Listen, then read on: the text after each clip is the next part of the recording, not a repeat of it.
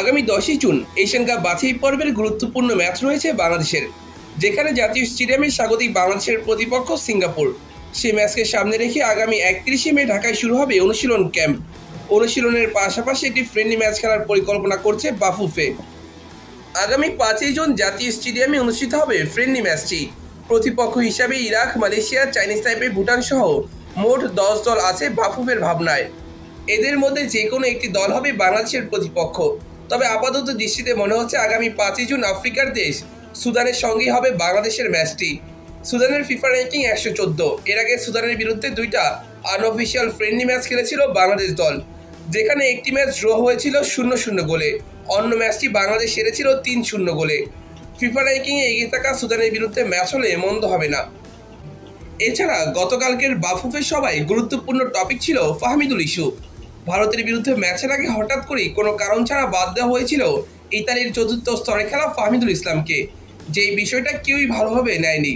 Media ও সমর্থকদের চাপের মুখে পড়ে বাফুফের সভাপতি বলেছিলেন ফাহমিদুলকে জুনে আবারও বাংলাদেশে ফিরানো হবে। কথা দিয়ে কথা রেখেছেন তাবিত আওয়াল। আগামী জুনে আবারও জাতীয় দলে ফিরবেন ফাহমিদুল ইসলাম। বাফুফের মিডিয়া কমিটির চেয়ারম্যান আমিনুল ইসলামের মন্তব্যে এমনটাই বোঝা গেছে। ফাহমিদুলকে নিয়ে আলোচনা হয়েছে, আমরা বলেছি তাকে অন্তর্ভুক্ত করতে। কোচ যদি মনে করে কোনো খেলোয়াড়কে অন্তর্ভুক্ত করা যেতে পারে, সেখানে ফেডারেশনের কোনো হস্তক্ষেপ থাকবে না। আমরা কোচকে প্রাধান্য দিচ্ছি। ফাহমিদুল জাতীয় দলের ক্যাম্পে যোগ দিবে। কোচকে বলেছি তার সিদ্ধান্ত চূড়ান্ত, আমরা কোনো কিছু চাপিয়ে দিইনি। এছাড়া হামজা চৌধুরীর অভিষেকের দিনে ভারতকে হারানোর একাধিক সুযোগ থাকার পরেও ড্র নিয়ে ফিরতে হয়েছিল বাংলাদেশ দলকে।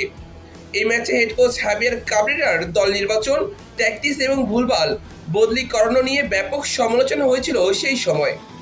এটা নিয়েও কোচের সঙ্গে কথা বলেছে বাফুফে। ভারতের বিপক্ষে ম্যাচটি নিয়ে পুঙ্খানুপুঙ্খভাবে আলোচনা হয়েছে। কোচের কাছে অনেক কর্মকর্তারা জানতে চেয়েছে ভুল ত্রুটি সংশোধন করে সিঙ্গাপুরের বিপক্ষে যেন ভালো খেলতে পারে, সে ব্যাপারে কোচকে উপদেশ দেওয়া হয়েছে। এছাড়া বাফুফের কাছে 9টি জিনিস চেয়েছে হেড কোচ হাবিয়ার কাবরেরা। সেগুলো হলো GPS system, full time doctor, একজন এক্সট্রা ফিজিও, জুনের 1 তারিখ থেকে ঢাকা জাতীয় স্টেডিয়ামে প্র্যাকটিস, জুনের 5 তারিখে প্রস্তুতি ম্যাচ হিসেবে তার প্রতিপক্ষ হিসেবে পছন্দ আফগানিস্তান, মিয়ানমার, চাইনিজ তাইপে বা সুদানের মতো শক্তিশালী প্রতিপক্ষ। খেলোয়াড়দের খাদ্য অভ্যাসেও পরিবর্তন আনতে বলেছেন এই কোচ। টিম হোটেলে মিডিয়া প্রবেশ নিষেধ, গোলকিপার কোচ হিসেবে তার পছন্দ নুরুজ্জামান নয়ন। এছাড়া ফুল টাইম ম্যানেজার পাওয়া না গেলে তিনি ম্যানেজার হিসেবে চাচ্ছেন আমির খানকে। বর্তমান সময়ে হাবিয়ার কাবরেরার কাছে যে কোনো সময়ের তুলনায় শক্তিশালী স্কোয়াড আছে। দলে আছেন হামজার মতো ইংলিশ প্রিমিয়ার লিগ খেলা ফুটবলার, আমেরিকার সকার লিগ ও কানাডান প্রিমিয়ার লিগ খেলা সামি সোম, সান্ডারল্যান্ডের উন্নত 21 দলে খেলা কিউবা মিচেল, ইতালির চতুর্থ স্তরে খেলা ফাহমিদুল ইসলাম। এছাড়া দলে আছে জামাল ভুঁইয়া, তারেক কাজী ও কাজেম শাহর মতো আরও 3 জন প্রবাসী ফুটবলার। লোকালদের মধ্যে মিতুল, রাকিব, ইব্রাহিম, আলামিন, তাজ সহ একাধিক ইনফর্ম ফুটবলার আছে তার কাছে। এরপরও কাবরেরা কি সেই মুখস্থ দল সাজাবে কিনা, সেটা এখন দেখার বিষয়।